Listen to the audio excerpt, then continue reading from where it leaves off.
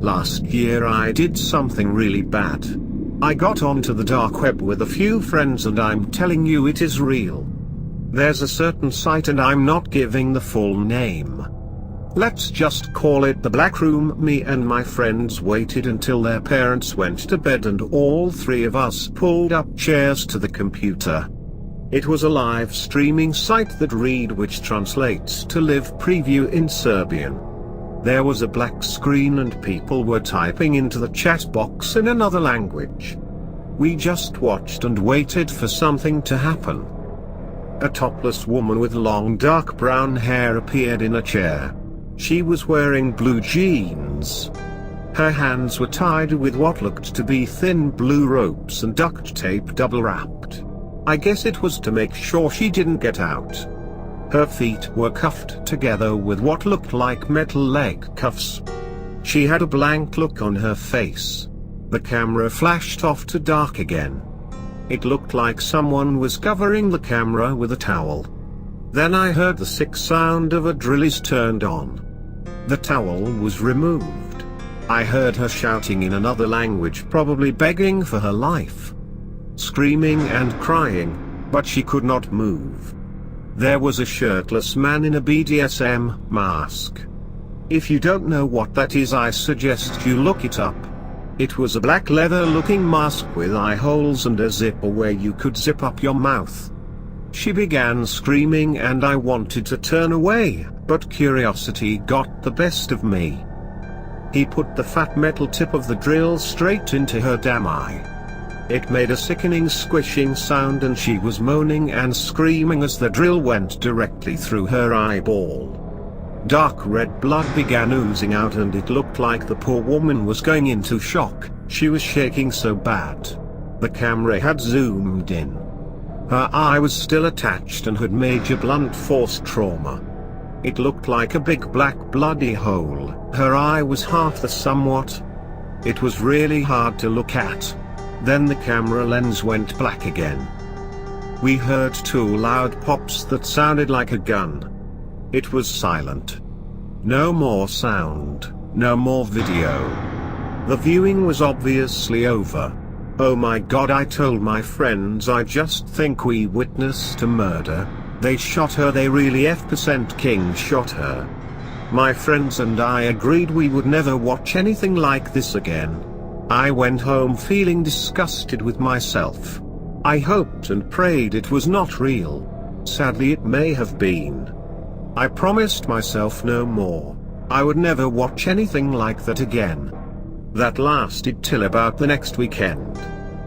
Next Saturday night, after playing the PS4 for a few hours, we began to get tired and smoked a few joints to wake us up. Then my best friend, we will call him Rob, suggested we get on the dark web again. Rob is a computer genius and knows how to get deep into the dark web. He used a VPN. We decided to click on the Black Room again. Rob told me that only 4% of the internet is visible to the public and 96% of the remaining is made up of the deep web. That made me feel a bit sick to my stomach. What a disturbing thought. It took a few hours and the site wanted us to pay with Bitcoin and we did. I don't know how we easily got in the first time without paying. I guess we just got lucky because they wanted us to pay next time. This time the screen was not black and there were a concrete looking room and a bucket. A big heavy set man had this white pillowcase around his head with holes cut out for his eyes and mouth. You could not see his face. He picked up the bucket and began laughing, showing us the bucket and then showing what was in the bucket. I almost threw up. It was a bucket full of body parts. Human body parts floating in this clotted red goop. I was assuming it was coagulated blood. I just remember seeing bloody teeth, a few fingers and what looked like a couple of eyeballs or what was left of them. This couldn't be real, I thought, but by the way, the man was laughing, it was no joke. It had to be animal parts, I thought. Please let it be animal parts. The camera zoomed in and on the bucket was a white piece of paper that read victim number 12. It was written in permanent marker. Was this the remains of some poor unfortunate soul who got brutalized like the first victim? Was this the remains of the poor lady we saw last week? Ugh, I had really hoped not. I wasn't prepared for what happened next. The screen went black again and in a chair sat another woman, this time with blonde hair and her eyes were covered with a black scarf.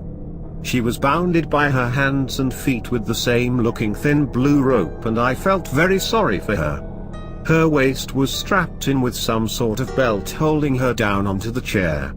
A white sheet was hung up behind her. I wanted to help her and felt like there was nothing I could do. The fat man began dipping his hands in the gooey mess and trying to shove it in the woman's mouth. She tried to hold her mouth shut, but the man got angrier and slapped her in the face.